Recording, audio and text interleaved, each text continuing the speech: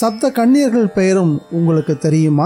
அன்னை பராசக்தியும் ஜெகநாயகியுமான லலிதாவின் ஸ்தூல தேகத்திலிருந்து உருவெடுத்து வந்தவர்கள்தான் இந்த சப்த கன்னியர்கள். இவர்களுடைய ஸ்தூலம் ஒரு குறிப்பிட்ட சக்தியால் ஆனது. அதற்கேற்பவே அவர்களுடைய பெயர்களும் அமைந்தது. அந்த பெயர்களை கொண்டே சக்தியையும் நாம் அறிந்து கொள்ள முடியும். பிராமி என்றால் பிரம்மாவின் படைப்பு திறன் கொண்டவள், அதை அருளுபவள். மகேஸ்வரி என்றால் ஈஸ்வரனாகிய சிவனின் சக்தியை உடையவள். அழிக்க வேண்டியதை அழிப்பது இவள் செயல். அடுத்தவள் சௌமாரி.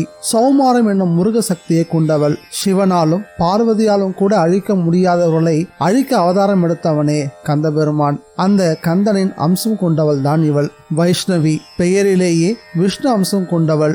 அழிக்க வேண்டியதை அழித்து ரட்சிப்பது ஈசனின் செயல் என்றால், காக்க வேண்டியதை காத்து ரட்சிப்பது விஷ்ணுவின் செயல். அதனாலேயே அந்த மூர்த்தி பற்பல அவதாரங்களை எடுக்க வேண்டியதாய் இருந்தது. இவளும் காத்து அருள்பவள் தான். அடுத்தவள் வராகி. பன்றி முகம் கொண்ட இவள் சப்த கன்னியர்களில் வித்தியாசமான குணத்தை கொண்டவள். மிருகங்களில் வராகம் எனப்படும் பன்றியானது பசுவின் குணம், புலியின் வேகம், யானை போல் தாங்கும் திறன் ஆகிய மற்ற விலங்குகளின் கலவையான சக்திகளை கொண்டது.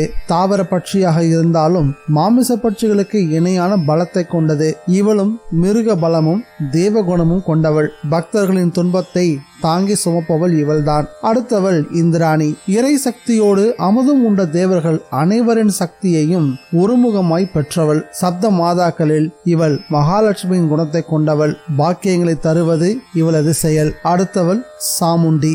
இவள் அந்த பராசக்தியின் அம்சம். வீரம் இவளது மகாகுணம். வராகி மாந்தருக்கு அருளுபவள் என்றால் இவள் தேவர்களுக்கே அருளுபவள்.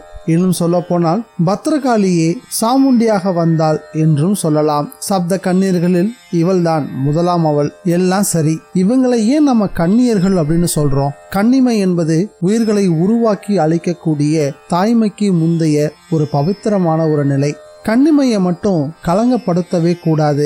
இவங்களுடைய அவதார நோக்கம் அவரவருக்குரிய சக்தியோட சிறப்பா விளங்குறது மட்டும் இல்லாம, ஒரு ஆணுடைய துணை இல்லாம, அதாவது ஆண் தன்மையே இல்லாம ஒரு பெண்ணிடம் இருந்து பெண்ணா பிறந்தவங்க அப்படின்றது தான். உலக உயிர்கள்ல ஆணா இருந்தாலும் சரி, பெண்ணா இருந்தாலும் சரி, அவங்க கிட்ட ஆண் அம்சம் பெண் அம்சம் ரெண்டுமே கலந்துதான் இருக்கும். ஆனா சப்த கன்னியர்கள் கிட்ட பெண் அம்சம் மட்டும்தான் இருக்கும். இதுதான் இவனுடைய அவதார சிறப்பு. இந்த தேவ அம்சம் வேற யார்கிட்டையும் நம்மால பார்க்கவே முடியாது. சக்தியால் அவதரிச்ச இவங்க சப்த பெண்கள் ஆனது போல சிவனுடைய அம்சமே இல்லாம சக்தி அம்சத்தால மட்டுமே அவதரிச்சதாலதான் இவர்களை நாம கன்னியர்கள், அதாவது சப்த கன்னியர்கள் அப்படின்னு சொல்றோம்.